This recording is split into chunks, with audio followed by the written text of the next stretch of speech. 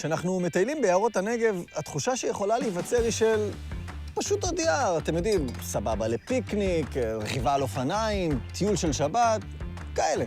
אבל האמת היא שמאחורי היערות האלה עומד סיפור מסעיר. היה להם חלק מכריע בקביעת שטחה של המדינה. הם עמדו במרכז שיתוף פעולה מפתיע בין קק"ל לצה"ל, ואפילו היה להם חלק פעיל בהגנה על המולדת. אני הולך לצלול למעבה הסבוך של הסיפור המיוער הזה. אתם באים איתי?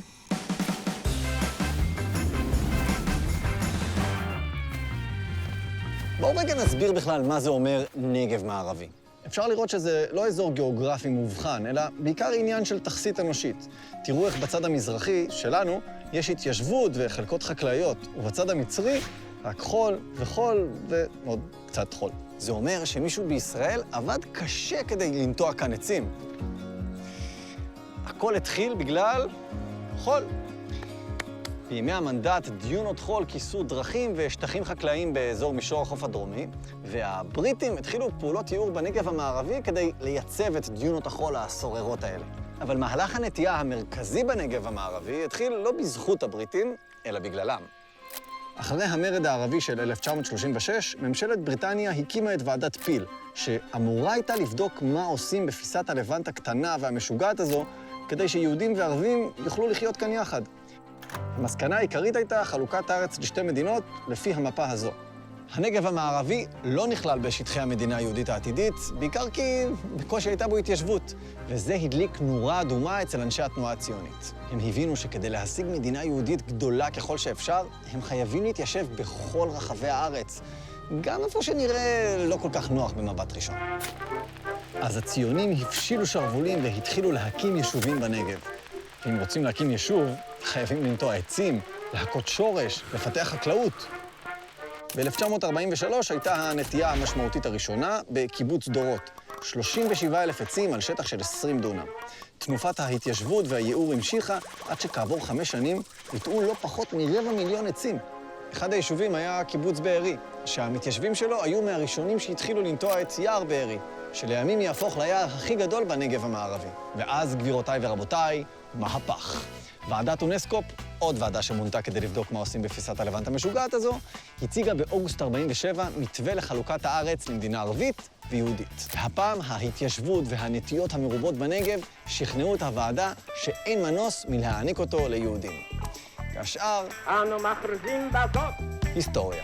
ב-1949 התחלנו לתת גז עם ייעור הנגב, כשמקימים בבאר שבע את מפעל הנגב של הסוכנות היהודית והקרן הקיימת, ובונים תוכנית מקיפה לייעור האזור, שכללה אפילו הקמת משתלות. בשלב הזה נטעו בעיקר עצי שיטה ואקליפטוס.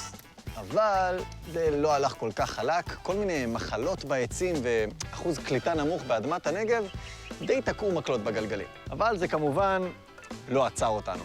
בתום מלחמת העצמאות, בן גוריון הכריז על חזונו לנטוע 10 מיליון עצים. חזון שהסתדר מצוין עם הצורך בתעסוקה להמוני העולים החדשים שהגיעו. וככה נתנו ונתנו בכל רחבי המדינה הצעירה, כולל כאן בנגב המערבי, כולל בעצם ממש כאן ביער יד מרדכי שאנחנו נמצאים בו, כולל בעצם אולי את העץ הזה ממש שאני יושב עליו. תגיד, בן כמה אתה? יותר מ-70. וואו, נראה טוב לגילו, שמור. טוב, אז הבנו את התפקיד החשוב שהיה לעצים בהתיישבות ובהפרחת השממה, אבל היה להם עוד תפקיד, והאמת הוא די מפתיע. שמעתם פעם על עצים מגויסים? כשנגמרה מלחמת העצמאות, היה כבר די ברור לכולם שזאת לא הולכת להיות המלחמה האחרונה, ושצריך להתגונן ולהתבצר. ויער הוא מכשול טבעי מצוין. וככה התחיל הייעור הביטחוני. בצה"ל לקחו את העניין ברצינות והקימו ועדה חוצת חילות שחקרה את, אני מצטט, הקרחת בנגב הדרומי והמערבי. המסקנה הייתה חותכת. אם לא ניטע עצים, כוחותינו יהיו בסכנה ברורה ומיידית. וככה קמה בצה"ל חוליית הצמיחה. יחידת נטיעה שכל מה שהיא עשתה היה ייעור ביטחוני. הם נטעו בעיקר מכשולי צבר סביב בסיסים ולאורך גבולות, ואקליפטוסים כדי להסתיר כוחות ולהסוות דרכים ומתקנים ביטחוניים. ב-1953 היחידה פורקה בגלל קשיי תקציב, ועיקר הפעילות שלה הועבר לקק"ל. מה שהביא איתו בהתחלה כל מיני חיכוכים ואי הסכמות, אבל מהר מאוד שני הצדדים הבינו שמדובר בווין ווין. קק"ל קיבלו את הזכות לנהל את היערות הביטחוניים, ולא פחות חשוב מזה, את האפשרות להתגאות במוסד הייעור הביטחוני מול יהודי התפוצות, שבוודאי ישמחו לתרום לשילוב כל כך מנצח של הפרחת השממה וביטחון העם. צה"ל מצידו זכה בקבלן ביצוע מקצוען ורב ידע, בטח לעומת היכולות המוגבלות שהיו לחוליית הצמיחה. שיתוף הפעולה היה כל כך מוצלח, עד שלקראת סוף שנות ה-50, היקף הייעור הביטחוני היה גדול ב-60% מהצרכים של צה"ל.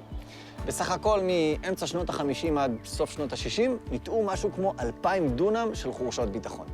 אז קמה המדינה וניטעו היערות ועורבו הגבולות והתרבתה האוכלוסייה בקק"ל התחילו להבין שצריך לשנות פאזה. שמייעור חד-מיני שבא לממש אחזות בקרקע והפרחת השממה, צריך לפתח מחשבה מורכבת יותר על היער, כמעין מערכת אקולוגית סופר חשובה. התפיסה הזאת צברה תאוצה לאורך השנים. ככה למשל, הנטיעות בנגב הן כלי חשוב להתמודדות עם מדבור, כולל שיטות חקלאיות קדומות לאיסוף מי גשמים. אבן הדרך המשמעותית ביותר הגיעה ב-2014, כשפרסמו את תורת ניהול היער בישראל, ואיזה מזל שפגשנו פה ממש במקרה את גלעד, שיספר לנו מה זה התורה הזאת. אז אהלן גלעד. אהלן. במה מדובר? אנחנו רואים היום את היער כמערכת אקולוגית, מגוונת, מורכבת, עשירה, מטפחים את המגוון הביולוגי, מגבירים את החוסן של היער בפני שינוי אקלים, משקמים מערכות פגועות. זה העיקרון שלנו. והמקום הזה, גלעד, הוא בעצם דוגמה טובה לתורה הזאת, נכון? זו דוגמה מצוינת לשרידי בוסתן, עצי שקמה עתיקים, שיוצרים נוף פראי ולא מסודר, מגוון מאוד. אז אם אני מסכם ב4 מילים את כל התורה, לי זה נשמע כמו ניהול יער בר קיימא. צדק איתך? זהו, סיימנו מסע של למעלה מ100 שנה בתולדותיו של היער הישראלי המודרני. בנגב המערבי ובכלל. זה סיפור ששזור בציונות, פיתוח, אהבת הארץ, ביטחון, ולבסוף, בהבנת החשיבות המכרעת של קיימות ואקולוגיה. ועכשיו, נשאר לחשוב על איך ייראו השנים הבאות. אחרי החורבן הכל כך נורא שפקד את הנגב המערבי ב7 באוקטובר, יש צמא ותקווה עמוקים לשיקום, לצמיחה, להתחדשות, ואת זה נהיה חייבים לעשות באופן בר קיימא. כזה שיגרום לחבל הארץ המיוחד הזה לשגשג ולפרוח בהתאם לייחודיות שלו, הנופית והאנושית כאחד.